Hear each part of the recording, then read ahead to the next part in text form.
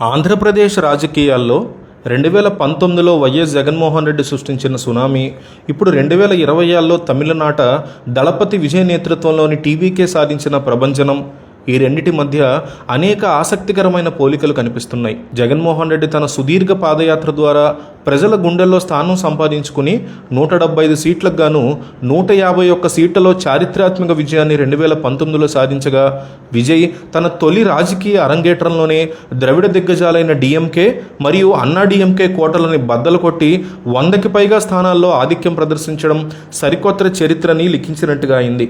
ఈ ఇద్దరు నాయకుల విజయాల వెనక సామాజిక రాజకీయ కోణాలను విశ్లేషిస్తే దక్షిణాది రాజకీయాల్లో మార్పు స్పష్టంగా కనిపిస్తుంది. వైఎస్ జగన్ 2019 విజయానికి ప్రధాన కారణమైన ఆయన చేపట్టిన 3400 కిలోమీటర్ల ప్రజా సంకల్ప పాదయాత్ర. 10 ఏళ్ల పాటు అధికారానికి దూరంగా ఉండి క్షేత్రస్థాయిలో ప్రజల కష్టాల్ని స్వయంగా చూసి వారి నమ్మకాన్ని గెలుచుకోవడం జగన్కి బాగా కలిసి వచ్చింది. అదేవిధంగా విజయ్ 2026లో తనకున్న అపారమైన సినీ గ్లామర్ని కేవలం క్రేజ్గానే మిగుల్చుకోకుండా ఒక పక్కా వ్యూహం ప్రకారం టీవీకే కేడర్ని నిర్మించుకుని ఎన్నికల బరిలో దిగారు.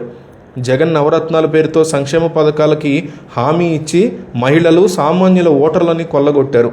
విజయ్ తన మేనిఫెస్టోలో ఉచిత విద్యుత్తు, మహిళలకి ఆర్థిక సాయం, నిరుద్యోగ భృతి వంటి ఆకర్షణీయమైన హామీలతో యువతని, మహిళా ఓటర్లని ఆకర్షించడంలో సఫలీకృతమయ్యారు. రాజకీయ వ్యూహాల పరంగా చూస్తే జగన్ 2019లో అప్పటి అధికార పార్టీ టీడీపీ వైఫల్యాల్ని సమర్థవంతంగా ఎండగట్టారు. రావాలి జగన్, కావాలి జగన్ అనే నినాదం ప్రజల్లోకి బలంగా తీసుకెళ్లారు. ఇక విజయ్ విషయానికి వస్తే తమిళనాడులో దశాబ్దాలుగా ఉన్న ద్వంద్వ రాజకీయాలు, డిఎంకే లేదా ఏఐడిఎంకే, వీరిద్దరికీ ఒక ప్రత్యామ్నాయంగా తనను తాను ఆవిష్కరించుకోగలిగారు విజయ్. డిఎంకే మీద ఉన్నటువంటి వ్యతిరేకతని, అన్నా డిఎంకేలో ఉన్నటువంటి నాయకత్వ లేమిని విజయ్ తనకు అనుకూలంగా బ్రహ్మాండంగా మార్చుకున్నారు. జగన్ తన తండ్రి వైఎస్ఆర్ వారసత్వాన్ని అందిపుచ్చుకుంటూనే తనదైన ముద్ర వేయగా, విజయ్ తమిళ అస్తిత్వాన్ని, సామాజిక న్యాయాన్ని తన రాజకీయ సిద్ధాంతాలుగా మలుచుకుని కొత్త తరం ఓటర్లకి చేరువయ్యారు. మరో ముఖ్యమైన అంశం ఏంటంటే ఈ ఇద్దరు నాయకులు కూడా ప్రాంతీయ అస్తిత్వానికే పెద్దపీట వేశారు. 2019లో జగన్ కేంద్రంలోని జాతీయ పార్టీలతో సంబంధం లేకుండా సొంతంగా పోరాడి విజయాన్ని సాధించారు. అదే బాటలో విజయ్ కూడా 2026లో ఏ పెద్ద కూటమితో పోటీ పెట్టుకోకుండా స్వతంత్రంగా బరిలోకి దిగి భారీ విజయం దక్కించుకుని ఆ దిశగా వెళ్లారు. ఇది దక్షిణాది రాజకీయాల్లో ప్రాంతీయ నాయకత్వం మీద ప్రజలకు పెరుగుతున్న నమ్మకాన్ని తెలియజేస్తోంది. జగన్ తన పాలనలో సంక్షేమానికి అధిక ప్రాధాన్యత ఇచ్చినట్లే విజయ్ కూడా తన మేనిఫెస్టోలో సంక్షేమ రాజ్య స్థాపనే తన లక్ష్యమని ప్రకటించడం ఇక్కడ గమనించాల్సిన విషయం. 2019లో జగన్ విజయం ఒక సుదీర్ఘ పోరాటానికి దక్కిన ఫలితమైతే 2026లో విజయ్ యొక్క విజయం ఒక తక్షణ రాజకీయ మార్పుకి సంకేతం.